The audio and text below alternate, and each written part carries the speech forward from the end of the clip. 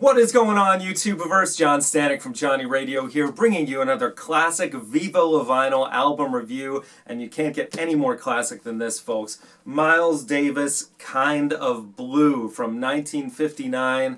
This is just the jazz standard, probably the most popular jazz record of all time, and many would argue the best.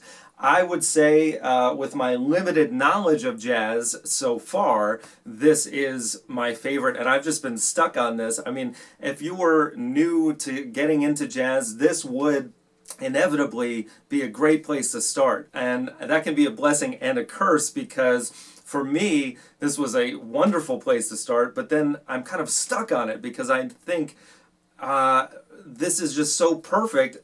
You would just have to go down from here, which I know that's probably not the case, but seriously, perfection, 10 out of 10, A+, and it's so hard to grade jazz when you think about it because so much of it is improvised, and especially on this record, Davis just assembled this amazing cast of famous jazz players that are all amazing, and then he just, instead of giving them very specifics on what to play, he just gave them kind of sketches of a couple notes to riff off of and then just do their own thing. And what came from that is just so beautiful all the way through, starting with the first track, So What, is one of the most recognizable jazz songs ever, with that really cool bass line by Paul Chambers, the do-do-do-do-do-do, and then everyone else responds with da-da, and then it just builds from there, and it's so cool. You really see that, again, Davis just gave them this little riff to start out with and then circle back to eventually, but in between, he just gave them free rein to do these solos that just came right on the spot. And these artists like Julian Cannonball Adderley on sax and John Coltrane, of all people, on sax, could just do amazing wonders off the top of their head, And then you had Jimmy Cobb on drums, Bill Evans on keys, and Wynton Kelly played keys on one song, on Freddie Freeloader. But Bill Evans was really the most valuable player here, aside from Davis, as far as the fact that Davis kind of let him come up with the compositions, if you want to call it that, on the songs Blue and Green and the closer Flamenco Sketches. And both of those are just beautiful ballads that if you close your eyes and just listen to the music, it'll take you places. Like you can see yourself in a noir film on a rainy day, especially on Blue and Green. It's just got this majestic beauty, but also melancholic feel to it. And that's the beautiful thing about this record. Yes, it is cool. Yes, it is classy, but it is also full of emotion throughout. And that really has to do with the refined players that are on here. And Davis, just at the top of his game here, is incredible with his trumpet solos. And of course, Miles Davis, prior to this, his album prior, Milestones, he had already kind of messed around with this modal scales thing, which, for those of you who have no idea what that means, it's essentially, at the time prior to this record, bop jazz was really the in-style thing, which was based on chords changing around, and Davis kind of felt boxed in by that style, where he couldn't really play as many notes because he had to stay within these chord structures.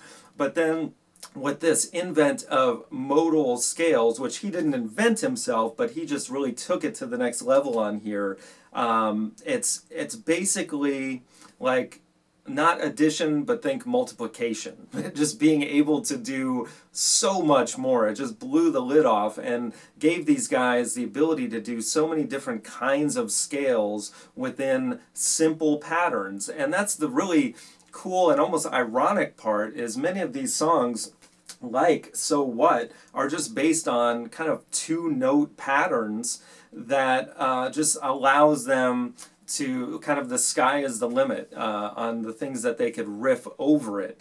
And that's really this opened the floodgates for all these other jazz artists to do more and more of that. And it became kind of the new jazz that is still being done to this day. Of course, Davis was always pushing himself. Years later, he would do, like on 1970s Bitches Brew, he would create jazz fusion, which fused rock with jazz. And, then you had like artists like Herbie Hancock fusing jazz with funk and things like that in the future. I mean, jazz is always, that's kind of the beauty of the genre, is just you're always creating things that never existed before. That's the beauty of it. It's like, with rock music, you're kind of limited to the words you write and the chords, the patterns that follow. But with jazz, it never sounds the same twice. And that's what I love the most about Kind of Blue, is every time I listen to it, I get something new out of it. And that's why it's a perfect record for me, because it never gets old. Every listen takes me to a new location, and I just love it. So if you're new to jazz, great starting point. If you're very familiar with this, I would love to hear your thoughts on it in the comments below. Let me know if you think it's a perfect record, if you think it's the best Miles Davis record.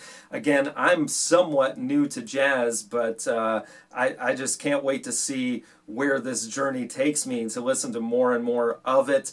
I love it. Thank you, Miles Davis, for creating such a brilliant work of art, and for everyone else who played on this, just genius. So guys, let me know what you think. I would love to hear your thoughts. As always, if you like this, please like, subscribe, all that jazz. And as always, Viva La Vinyl. So guys, I really appreciate you checking out this video. Please check out some of my other related content. You can see that here. And please, if you like this, subscribe by clicking the globe in the middle of these two videos. I would really appreciate it. I have tons more content coming. Thank you so much for watching, and I will see you guys soon.